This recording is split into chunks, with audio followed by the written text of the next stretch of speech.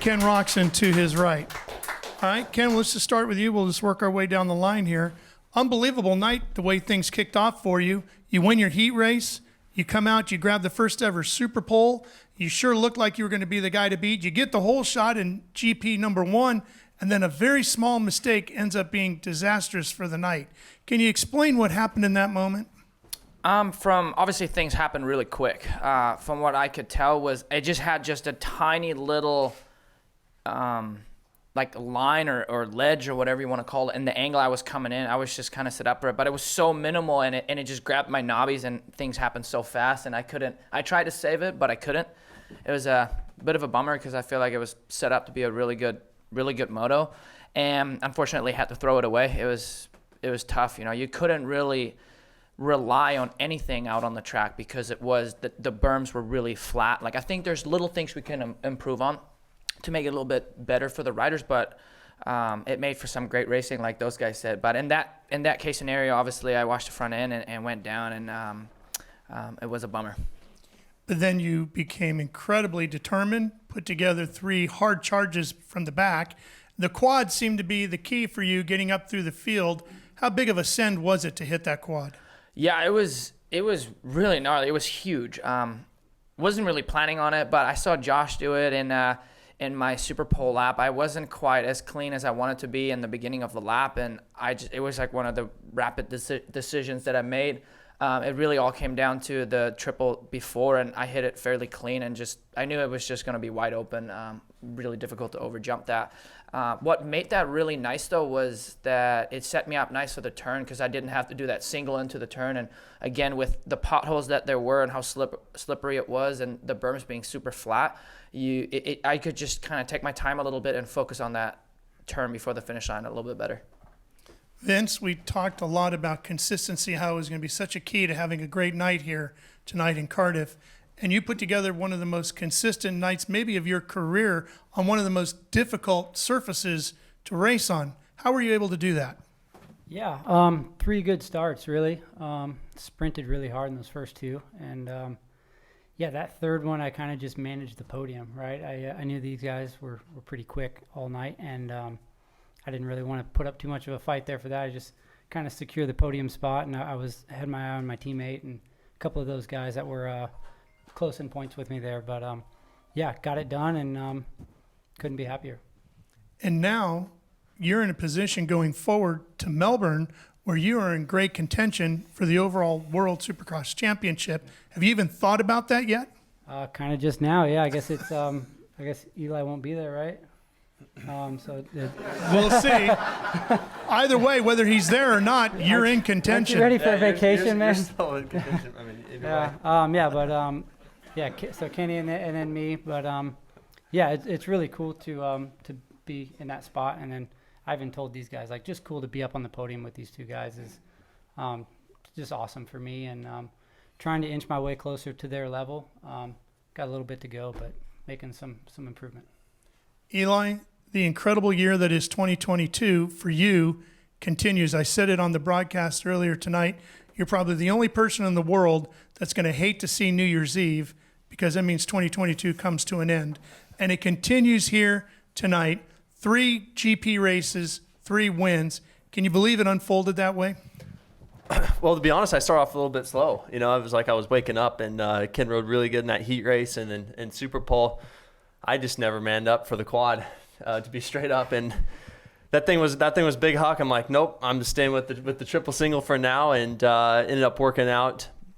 All 3 motos were a little bit different. You know, obviously got, you know, the gift from Ken in Moto 1, and then Moto 2 had to make a couple passes. But I think the most technical thing of the night was that dirt. It was tough. It was very hard pack. I almost fell actually in Moto 3 also, near the mechanics area in that last left-hander. So, but overall, just enjoyed the whole schedule. Like in the racing, coming in here, I thought like the 8-12 was maybe going to be a little short, but that wasn't easy, you know, and it obviously showcased some good racing. So, had a lot of fun doing it. Let's talk a little bit about your overall experience with the World Supercross competition. You said earlier in the weekend when you were talking about whether or not you come back and do the 23 season that you wanted to see how the whole thing went and how it unfolded. What was your experience like here in Cardiff? What do you think of World Supercross? Well, it was real. There was it was just a real Supercross. Nothing was second level with it. It was all first class, and it was great to see the big crowd here. That was really cool to see that stadium filled up. So to be honest, I was looking at the stadium like, this is a big stadium, but I think we filled it pretty well. Sure did. They got their money's worth too, the racing. Okay, anybody from our media with a question? Yes, Michael. Michael Antonovich with Swap Moto Live. Eli, for you, a lot of riding this weekend from the 2 practices yesterday, 2 practices today. So everybody got a lot of time to figure out what to do. And I would think the one thing that I saw you got really comfortable on was the ramp, because by the end of the night, like, you were throwing some style into it after, yesterday really being the first time. How is it just to go through this process of that much riding this weekend when we don't do that often? It was different. And to be straight up, I did too many sprint laps yesterday. I woke up this morning, I'm like, hey, gosh dang, I'm kind of sore. What the heck? 30 minutes is a lot of track time. But it allows us to learn the track and not feel so rushed and panicked. So in that aspect, it's really nice for race day. And I feel like everyone's more comfortable. Maybe there's a little bit less chaos early on. So, next time, maybe I won't do a bazillion sprint laps on Friday. But overall, I think it's pretty cool to get that early day in, or the day before the race. Ken, for you, just a few weeks ago on James's podcast, you were very open about the whoop difficulties on the Honda. I think, honestly, on your Super Pole lap, that was just as impressive as the quad was, seeing you get across them. Knowing the weekend that you needed to have and that you wanted to have, are you content? Was it what you thought? Obviously, a couple things you want to figure out, but I think you're right where you need to be, huh? Honestly, this bike feels a lot different than what I was on, and I haven't had that much time on it. I think the HRC bike has been embranded in my brain for so long at this point that when I ride this bike continuously over the 2 weeks that I did, I felt fine. But coming here, I didn't ride because of the hurricane, and then we left and we went some sightseeing and whatnot. So I didn't ride for almost 10 days. And when I jumped on the bike yesterday, I mean, I had brand new boots on, brand new wheels. The bike was slick. I was like, holy crap, this is weird. Having said that, I think suspension-wise, everything feels different. I don't have the motor either. But they did such a phenomenal job. I had 2 days of testing with them, and what we've done in those 2 days was pretty incredible. So I'm still learning the bike. I think we can still improve, of course, but I didn't touch it that much this weekend at all, and it was kind of a breath of fresh air, to be honest, because I could just focus on my riding and shake off the cobwebs a little bit and just focus on bettering myself and not having to constantly come in and trying to do changes because we were in the ballpark.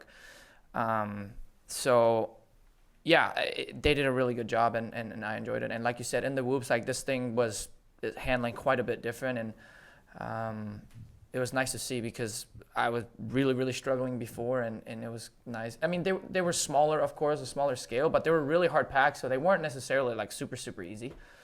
And yeah, but it was cool to see, and I trust those guys a lot, and more importantly, I've been having so much fun with them because everybody's young and they want to be there, and it's a different environment, different people, and I feel like that's exactly what I needed. Anybody else? Yeah, Ben. So Ben Rumbold, TMX. Just wanted to ask you guys, I mean, I think a few of us, especially in the crowd here, are expecting maybe a few incidents like yesterday. But there were almost 0 crashes yesterday and yet quite a few incidents today. Was the track that much different? I mean, how was it changing just for all three of you? I think what made it difficult is when it is slippery like that and we are more riders all following each other. Back yesterday, it was actually kind of refreshing to not have that many riders on the track and us having 2 groups, and it felt almost borderline empty, but it was cool because nobody ever got in the way and you could just focus on yourself. I was super gutted to see all these guys down because this is some dirt where you do not want to crash because it is that rock hard. I felt really bad for them, and I was at the same time pleasantly surprised that yesterday nobody went down and everything went well, and it was really nice to see. So for all of these crashes tonight was a bummer, and I hope that they're okay for the situation, of course. And I think ultimately it's just so many riders taking off and trying to make passes, and this dirt can catch you off guard because every lap I came around, I focused so hard on being patient. I am embedded it in my brain, and yet I still spun the rear out and almost crashed, right? And again, with those berms being flat, you got nothing to rely on. So when you open the throttle, you have to be extremely patient. So Interesting. Eli?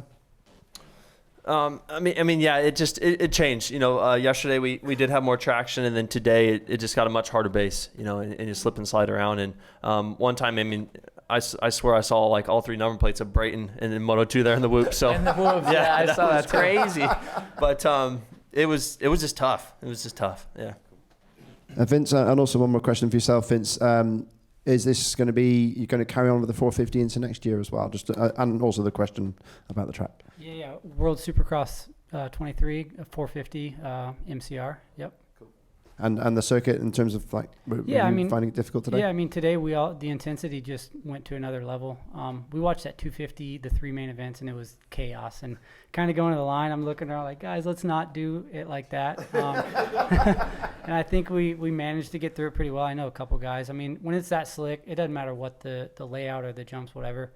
Guys are going to crash. It's slippery out there. But, we're all pushing hard. I think overall there was way less crashes than what we would see at a typical race, and I think the racing was good. I'm excited to go watch this main event back home, when we get home. But the 250 main was unbelievable. I was standing, sitting, like hands in the air. My teammates were doing good, and then stuff was happening. So I thought the format was awesome, and looking forward to more.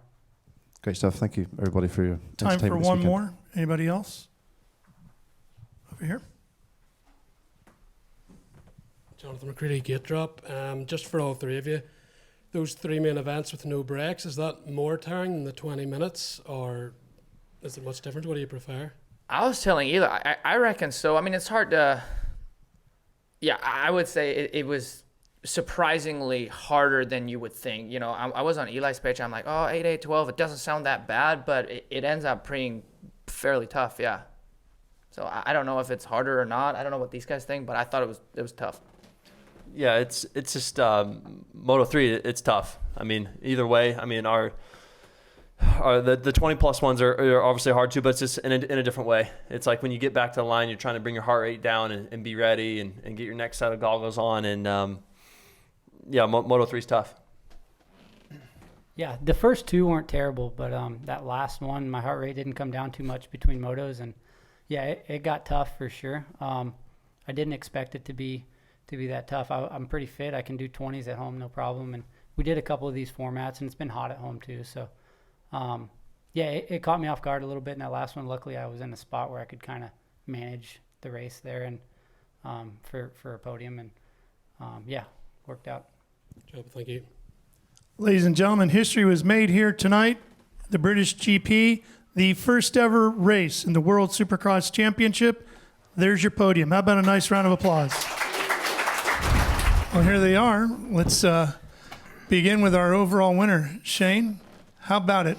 You win the first ever SX2 race in World Supercross history. How's that sound? Honestly, it's got a pretty good ring to it. It's this was a lot of work to get everything ready to go, and minimal prep time.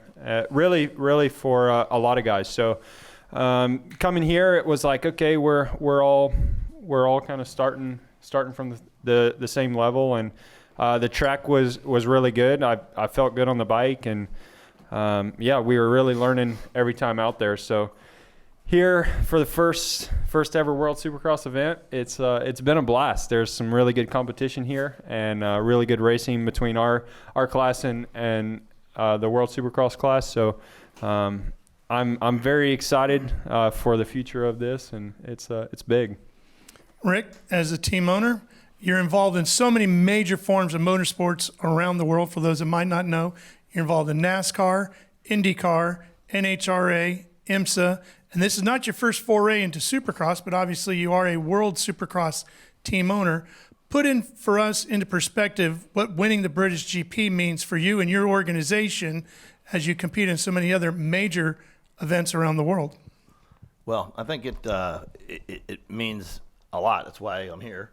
And, I commented before that I think we're all going to look back 5 years from now and think about it, man, how cool this was to even be part of it. And you know, we're here not by accident, and you know, unlike some of the other teams, we didn't really have even a jump start of